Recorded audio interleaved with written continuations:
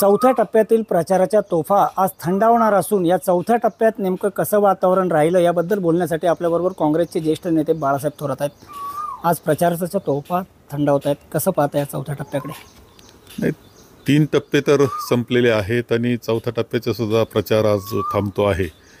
एकंदर आतापर्यंत झालेलं जे मतदान आहे ते महाविकास आघाडीला अत्यंत पूरक झालेलं आहे।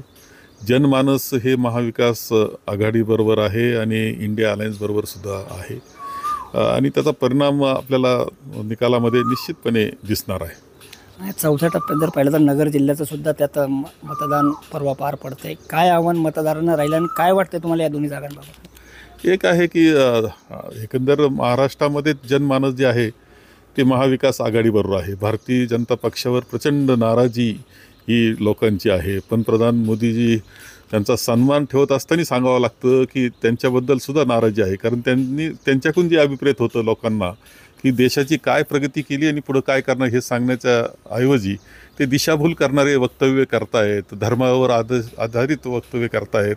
ही अपेक्षा या देशाच्या राज्यघटनेला नाही, लोकशाहीला नाही, लोकांना नाही, अशा प्रकारचं त्यांचं संपूर्ण वागणं हे राहिलेलं आहे।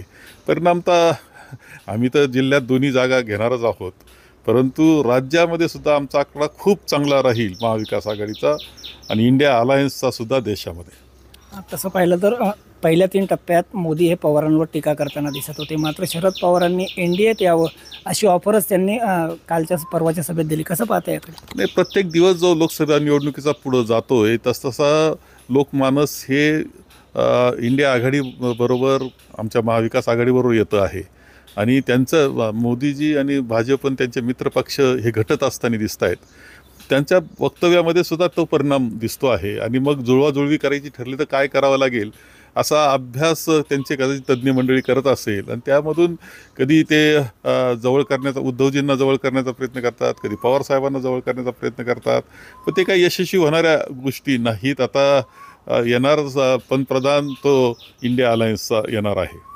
दुसरीकडे पाहिलं तर अजित पवारांनी काल पारनेरच्या सभेत निलेश लंकेंवर टीका केली, एक प्रकारे दंबाजी केल्याचे आता सांगितलं जाते। कसं पाहता या वक्तव्याकडे? खरं म्हणजे अजित पवार तगडी आसामी आहे सगळ्या अर्थानं, परंतु त्यांची दमबाजी हे निलेश लंके ह्या मुलांना, या उमेदवारांना करण्यात काय मजा नाही। त्यांना खूप संधी होती आपलं धाडस दाखवण्याची, त्यावेळेस त्यांनी धाडस दाखवलेलं नाही हे महाराष्ट्रातल्या जनतेला माहिती आहे। कुठं धाडस दाखवायला पाहिजे होतं त्यांनी?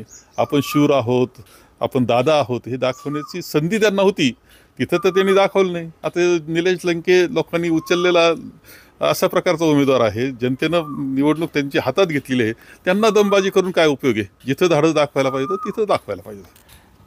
आता चौथ्या टप्प्यात नेमकं किती यश महाविकास आघाडीला मिळेल आणि जो मतदानाचा टक्केवारी जी घटते त्याकडे कसं पाहता? एकंदर जनमानस हे, मी परत तेच सांगतोय, जनमानस हे इंडिया अलायन्सबरोबर महाविकास आघाडीबरोबर आहे आणि त्यामुळे यश हे खूप मोठं राहील, चांगलं राहील।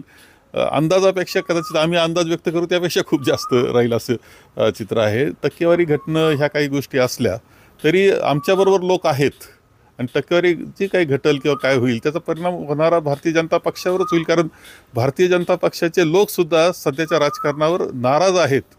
विशेषतः महाराष्ट्राचं जे राजकारण ज्या पद्धतीनं झालं त्यावर नाराज आहे। देशाचं राजकारण ज्या पद्धतीनं त्यांना अपेक्षित नव्हतं त्या पद्धतीनं भारताचं राजकारण चाललेलं आहे, त्यावर नाराजी त्यांची आहे। त्यामुळे जे घडतंय ते भारतीय जनता पक्षाचं घडतंय। निश्चितच जर पाहिलं तर या चौथ्या टप्प्यात देखील 3 टप्प्यांप्रमाणे महाविकास आघाडीला मोठं यश मिळेल असा विश्वास बाळासाहेब थोरात यांनी व्यक्त केला आहे। त्याचबरोबर अजित पवारांनी ज्या ठिकाणी धाडस दाखवायला हवं होतं तिथं दाखवलं नाही अशी टीकासुद्धा अजित पवारांवर केली आहे। नितीन ओझा, एबीपी माझा, संगमनेर। एबीपी माझा, उघडा डोळे बघा नीट।